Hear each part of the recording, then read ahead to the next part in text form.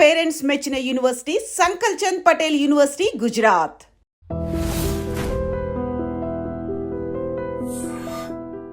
అందరితో అంత మంచి రిలేషన్షిప్, అంత హ్యాపీ కెరియర్, ఎక్కడ ఒక్కచోట కూడా జయమాలి గారికి కష్టం రాలేదా? మనసు కష్టం వేసిందా? ఏ కష్టం అంటారు? డ్రెస్ గురించా, మూమెంటా? డ్రెస్ మూమెంట్, లేకపోతే ఎవరేదో అన్నారని కామెంట్ చేశారని ఏదైనా కష్టం వచ్చిందా? ఆ రోజుల్లో అలా లేదండి.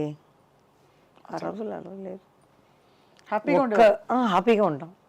ఇలా కప్పుకొని కూర్చుంటాం, అక్కడ వెళ్ళేటప్పుడు అలా తీసేస్తాం, ఆడుతాం, వచ్చేస్తాం అంతే. అట్లా ఉండేది అప్పుడు. మాకు భయం, పెద్ద అయినా వచ్చేస్తారా, ఆ టైంకి వచ్చేస్తారే అని. మాకు ఇక్కడెక్కడ పెద్దగా విగ్గు పెట్టి వెళ్ళే మనం ప్యాన్ కేక్ అన్నీ చేయాలి కదా. పెద్ద అయినా వచ్చేస్తారా, మనం ముందు వెళ్ళాలి అని కరెక్ట్ టైంకి వచ్చేస్తాను. ఎవరు అడిగినా కూడా చెప్తారు, కరెక్ట్ టైంగా అమ్మాయి వచ్చింది, తన పని చేస్తుంది, సైలెంట్గా వెళ్ళిపోతుంది, మాకేం ఇబ్బంది లేదు అంటారు. ఆ పేరు తెచ్చుకున్నాను. అమ్మ కూడా చెప్తుంది అత్తగారి పేరు కాపాడాలని, అది నేను కాపాడాను. ఇప్పుడు మా పెద్ద వాళ్ళు ఉన్నారు కదా, లెజెండ్, వాళ్ళ పేరు నేను అప్పుడు చేసేటప్పుడు ఏదో చెడ్డ పేరు అయినా కూడా వాళ్ళ నుంచి నేర్చుకున్న టైమింగ్, ఆ పర్ఫెక్ట్. చిన్న కూతురు ఎవరైనా వస్తా కూడా రండి రండి, ఆ మర్యాదలు అన్నీ చెప్పాలి. ఇవన్నీ సిల్క్ స్మిత గారికి ఏమైందండి? అంటే మీరు ఆ రోజుల్లో యాక్చువల్గా నాకు పెళ్ళి చేసేటప్పుడు అమ్మాయి వచ్చి బొకే కింద కారులోకి వచ్చింది. బొకే మేనేజర్ వచ్చి ఇచ్చారు, అమ్మాయి రాలా. అప్పుడు చెప్పారు, పెద్ద పైన నుంచి చూసారంట, సిల్క్ సినిమా ఉంది కారులో అని. చెల్లింది నాకు. మేము తమిళ పిక్చర్ చేసాం, ఏదో ఒక పిక్చర్, మంచి పిక్చర్. మన ప్రశాంత్ ఉన్నారు కదా హీరో, తమిళ్లో త్యాగరాజన్ అని. 3 జ్యోతిలక్ష్మి గారు, నేను, సిల్క్ స్మిత, ముగ్గురు ఆయన ప్రేమిస్తాం. ఆయనేమో సిల్క్ స్మిత అందం అని చూపిస్తాడు. మాకు అప్పుడు ఏమీ అది ఇది లేదు. అంటే అలాంటి పోటీ ముగ్గురుతో మా అమ్మాయి ఏం చేస్తుంది, మా క్యారెక్టర్ ఏంటి, ఇదే చూసింది. గెలుపు అమ్మాయి గెలిచిందంటే ఏంటి, సో వాట్ అవును అలా వస్తుంది. అదేంటున్నా మాకు ఏమో అలాంటి ఇది లేదు. కానీ అమ్మాయి గురించి నేను చాలా బాధపడతాను. ఒక అమ్మ నాన్నని పక్కన ఉంటే అది వేరు, దూరంగా ఉన్నారు కదా. అవునండి, అవును. శారదా గారు కూడా చెప్తారు, జయ పర్వాలేదు, నువ్వు లవ్ అని పడి నీ జీవితాన్ని నాశనం చేసుకోలేదు, మేమంతా 2 సారి అలా అయిపోయిందమ్మా అంటారు. ఈ 5 ఇయర్స్గా బయటకు వస్తున్నాను. ఇప్పుడు కూడా నాకు లెజెండే దొరికారు, శారదా గారు, రాజేశ్రీ గారు, ఎంజిఆర్ లత గారు, వెన్నీ రాణవీణ గారు, చచ్చు గారు, వీళ్ళతోనే నాకు వచ్చింది మళ్ళీ. సో అప్పుడు శారదా గారు ఒక మ్యారేజ్కి వెళ్తే కూడా అందరూ శారదమ్మ, పెద్ద ఊరేసి శారదా కదా. అదే చెప్తాను, ఊరేసి అనేది ఆ అమ్మాయికి యాక్టింగ్లో కాదు, ఈ మనసుకి ఇవ్వాలి. ఎట్లా అంటే పెళ్ళికి పోతే నమస్కారం అంటే వెనకాల చూడండి ఎవరు వస్తున్నారు, జయమాలిని జయమాలిని ఇలా చెప్తున్నారు. నాకు ఆశ్చర్యం అయిపోయింది. ఎవరైనా డైరెక్టర్ వచ్చి కూడా నమస్కారమ్మా అంటే పక్కన ఎవరు చూసారా, జయమాలిని జయమాలిని అంటున్నారు. దానికే ఇవ్వాలి ఆవిడికి. తర్వాత శ్రీదేవి చనిపోయే ముందు మేము ఒక చోట్లో 1 ఇయర్కి ఒకసారి కలుస్తామన్నమాట. ఈ కాఫీ, టీ, బజ్జీలు ఇవన్నీ పెట్టుకొని గెట్ టుగెదర్ లాగా. అప్పుడు మాట్లాడేటప్పుడు చెప్పారు శారదా గారు, మనం కూడా మా శ్రీదేవి గారిని పిలవాలమ్మా, ఎందుకంటే చిన్నప్పటి నుంచి యాక్ట్ చేస్తుంది, మనం ఇలా పెడతామని పిలుస్తాం అన్నారు. అవునమ్మా అన్నాను నేను. ఒక 6 మంత్లో అమ్మాయి చనిపోయింది. అమ్మాయికి తెలిసిపోయింది చూడండి, అమ్మాయికి తెలిసిపోయింది కలవాలని. నాకు కూడా కృష్ణ గారిని చూడాలని ఒక ఆశ ఉండేది. విజయనిర్మ గారు చనిపోయేటప్పుడు ఆయన ఏడిచారు చూడండి, అది నేను చూడలేకపోయాను. నాకు చాలా బాధ వేసింది, నేను చూడలేదు. ఎవరు బెస్ట్ ఫ్రెండ్ కదండి ఆయనకి. ఇప్పుడు అంటు పెట్టుకునే ఉండేవారు ఆవిడ. కానీ ఆయన షూటింగ్లో ఎప్పుడు ఎనర్జెటిక్గా ఉంటారు. కెమెరామెన్తో మాట్లాడతారు, ఏ పెద్ద చిన్న అవన్నీ లేదు, నిలుస్తూనే ఉంటారు. ఆవిడ పోయిన తర్వాత ఆయన ఏడవటం నాకు కష్టంగా ఉండింది.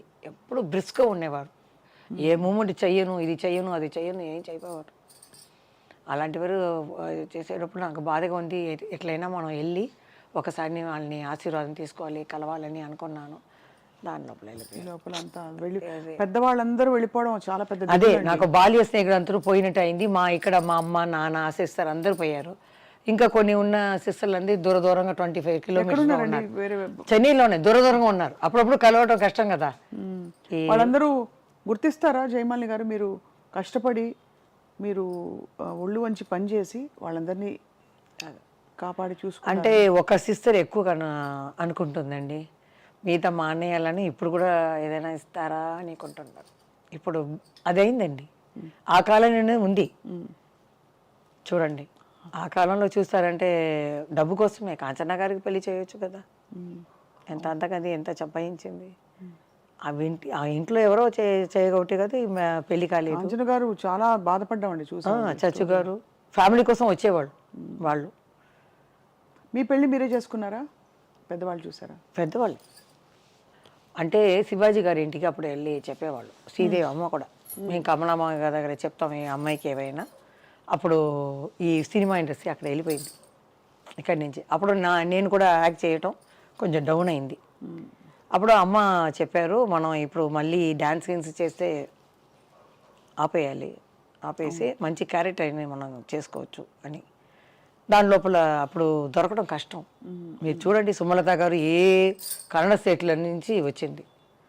అంబరీష్ గారు అప్పుడు అన్నీ మ్యారేజ్ అయిన వాళ్ళు, మనకన్నా పెద్ద నానా వయసులో ఉన్న వాళ్ళే ఉన్నారు. అందరూ పెళ్ళి అయిపోయింది. సరే ఎవరు లేదు. జయసుధా గారు కూడా ఒక ప్రొడ్యూసర్ తమ్ముడిని పెళ్లి చేసుకుంది. ఎవరు అప్పుడు లేదు. పెళ్ళైన వాళ్ళని పెళ్లి చేసుకోకూడదు, అది ఇది కాదు, సెట్ అవ్వదు. అదే చెప్తున్నారు శారదా గారు తప్పించుకో. అప్పుడు మేము చెప్పాము ఇలా అమ్మాయికి చెప్పండి అంటే, చెప్తే శ్రీదేవి అమ్మ కూడా చెప్పిందండి, మా లెవెల్కి ఒక 4 షిప్ ఉండాలి. అప్పుడంతా షిప్ చెప్తారు, అలా ఈక్వల్గా చూడండి అని. మా అమ్మ చెప్పింది డబ్బు గిబ్బు ఏమీ లేదు, ఆ అమ్మాయికి 2 ఇంట్లో నుంచి వస్తుంది డబ్బు, ఆ అమ్మాయిని చల్లగా చూసుకోవాలి, నువ్వు అలా చేసావు ఇలా చేసావు ఆడకూడదు, బాగా చూసుకోవాలి, అది చాలు అన్నారు. అలాగే మా అన్నయ్య ఫ్రెండ్ అనమాట చూశారు, మా అమ్మ సెలెక్ట్ చేశారు. సెలెక్ట్ చేసి ఓకే అన్నంత మా అత్తగారు కొంచెం ఇష్టపడలేదు సినిమా వాళ్ళని. కానీ పక్కనే ఉన్నారు కాబట్టి నేను గుడికి వెళ్ళడం అన్నీ తెలిసింది, మంచి అమ్మాయిని తెలిసింది కాబట్టి ఓకే అన్నారు. తిరుపతిలో జరిగింది పెళ్ళి 94లో, 95లో బాబు పుట్టాడు. సో కాబట్టి ఏం ప్రాబ్లం లేదు. మా ఆయన పోలీస్ అంటారు, నేనే పోలీస్. ఇంట్లో ఏదైనా జరిగితే కూడా నేనే చెప్తాను. ఆయన అంతా మీరు బయటకు వెళ్తే జయమాలి ఆర్టిస్ట్ అని ఎవరు నమ్మరు, చెప్తారు. నేనేదో కింద ఒక కలర్ ఇది వేసుకుని వెళ్తాను గుడికి. మా అక్క చెప్తుంది, నువ్వు ఆర్టిస్ట్ ఏదో మ్యాచ్గా వేసుకుని వెళ్ళు అంటారు. నాకు అది ఇష్టం లేదు, ఇలా చేసేసి అలా వెళ్ళిపోతాను. గుడికి వెళ్ళాలి. గుడికి వెళ్తూ ఉంటాను. ఏ దేవుడు నమ్ముతారు బాగా? వెంకటేశ్వర స్వామి మా డార్లింగ్ అంటాను. ఇప్పుడు అది చెప్తే కూడా ప్రాబ్లం వస్తుంది అంటారు, దేవుడిని చెప్పకూడదని. ఆ రోజుల్లో అడిగేవారు, ఏమ్మా మీకు ఏమైనా లవర్స్ ఉన్నారని. అప్పుడు లేదు నాకు, కాబట్టి వెంకటేశ్వర స్వామి నా డార్లింగ్ అంటాను. తప్పే ఉంది, భక్తులు చాలా మంది ఇప్పుడు ఏదో మాట్లాడితే తప్పు అంటున్నారు, తెలీదు నాకు. వాళ్ళ లోపల ఏదో ఫ్రెండ్షిప్ ఉందో అని. కానీ చాలా కాలం మీరు బయటికి రాలే, అసలు రాలేదు. నాకు 20 years ఎవరు తెలుగు మాట్లాడేవారు ఎవ్వరు లేరు. మా అమ్మమ్మ వచ్చింది అప్పుడు ఒకసారి. అమ్మమ్మ వచ్చి చిన్నప్పుడు యాక్ట్ చేసేటప్పుడు నరసింహరాజు గారిని చూడాలి అనింది. మా శోభన్ బాబు గారు ఉన్నారు, ఎన్టీ రామారావు గారు ఉన్నారు, ఎందుకంటే ఆయన్నే చూడాలి అనింది. తీసుకెళ్తే అమ్మాయి అప్పుడే సడన్గా తెలుగు మాట్లాడింది. ఏం బాబు బాగా చేస్తున్నావు నువ్వా, ఆ పిక్చర్ చూస్తుంది నువ్వా, భలేగుండేవి నువ్వు, నాకు చాలా ఇష్టమైంది ఇట్లా పడింది. ఏంట్రా ఇది, అమ్మమ్మ తెలుగు మాట్లాడుతుంది. తర్వాత అమ్మని అడిగాను, ఏమ్మా అదేదో తెలుగు ఒకలాగా ఉంది ఏంటంటే, నాయుడు వాళ్ళు కదా అలా మాట్లాడతారు, ఏరేం లేదు. అప్పుడే అడిగాను అనమాట. అంటే వాళ్ళ అమ్మమ్మ తెలుగు. నేను 12 yearsలో కంచిలోనే పుట్టాను కాబట్టి కంచి నుంచి ఇక్కడ రాజకుమారి ఇంట్లో వచ్చేసాను. తర్వాత ఒక ఇల్లు కొని తర్వాత ఇక్కడ వచ్చేసాం కాబట్టి మన స్ట్రీట్లో ఉన్న వాళ్ళే చెప్తారు, ఆ ఇంట్లో ఉన్న ఏ ఆడపిల్లలు బయట మేము చూడము, బయటకే రారు, బాల్కనీ కూడా రారు. అదే అక్కడే తినడం, ఆడుకోవడం, పడుకోవడం అంతే. షూటింగ్ అయితేనే మేము వెళ్తాం అంతే. బీచ్కి వెళ్తాం, పిక్చర్కి వెళ్తే ఈ వరద వేసుకుంటాం. శ్రీదేవి ఎవరు అడిగారు, మీరు ఎలా వెళ్తారు చూడండి. నేను చెప్పాను, ఇలా బుర్కా వేసుకొని నేను మామూలు చెప్పులు చండాలంగా ఉండాలి, చుడిదార్ కూడా అలాగే ఉండాలి, ఇది కూడా పాతదిగా ఉండాలి. దానికని స్టార్ టెక్స్ దగ్గర ఉంటుంది, అది కొనేసి నేను వెళ్ళి చూసేసి, ఎట్లంటే కారులో వెళ్ళను, ఒక కిలోమీటరు అవతల దిగేస్తాను. మా అక్కని కూడా ఎక్కువ డ్రెస్ చేసుకోవద్దు అంటాను, ఎందుకంటే చూస్తారు అట్లా కదా. అవును, సరే అని వాళ్ళని వదిలేసి నేను మామూలుగా వెళ్ళి పోస్టర్ని చూస్తాను. అప్పుడు ఎవరికి తెలియదు. పోస్టర్ చూసేసి లోపలికి వెళ్ళి వాళ్ళకి పక్కన అలా కూర్చుంటాను. వచ్చేటప్పుడు అలాగే నడిచి వస్తాను. మెయిన్ రోడ్ వచ్చి కారెక్కేసి నేను ఇదే చెప్పాను. తర్వాత శ్రీదేవి గారు ఏం చేశారంటే మంచి ఇలాంటి చెప్పులు మంచి ఇది వాళ్ళు నడిచేటప్పుడు ఈ కాలు అందంగా ఉంటుంది కదా, ఆవిడ అందగద్ది కదా శ్రీదేవి, చూసిని ఇది ఏదో ఆర్టిస్ట్ కనుక్కున్నాను. కొంచెం ఇబ్బంది పడాడు తెలుసుకొని. మీకు అన్ని ట్రిక్కులు తెలిసే ఆ, అలా వెళ్ళకూడదు. ఇప్పుడు మీ వారు మీరు బయటకు వెళ్తారా షాపింగ్ అది? మా ఆయన ఇక్కడ రారు, కానీ గుడికి వెళ్తాము. ఏదైనా అబ్బాయి పిలిస్తే మేము ఒంటరికి వెళ్తాము. కానీ ఏ భాష లేనండి, తెలుగులోనే ఫస్ట్ నాకు అభిమానం ఎక్కువ. ఎవరు తప్పుగా అనుకోకూడదు. కన్నడలో ఉన్నారు, మలయాళంలో ఉన్నారు. మీరు తెలుగు అమ్మాయి? తెలుగు అమ్మాయి సగమే, సగం తమిళ్. కానీ పుట్టడం పెరగడం అన్నీ ఇక్కడే కదా. అవును. అది అమ్మమ్మ సైడ్ నుంచి అక్కడ వచ్చింది అంతే.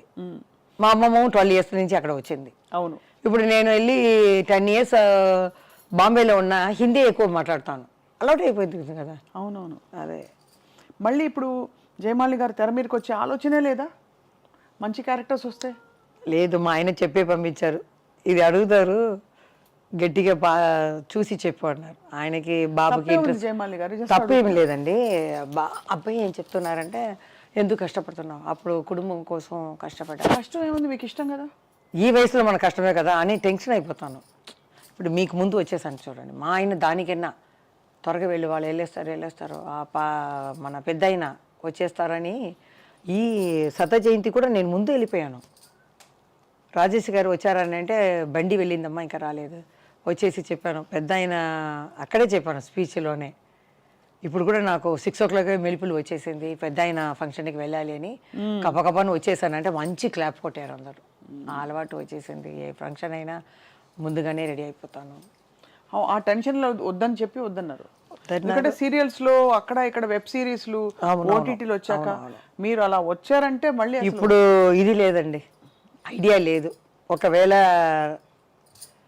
రావచ్చు, మనం చెప్పలేము. రేపు ఏదని మనం చెప్పలేము కదా. అదే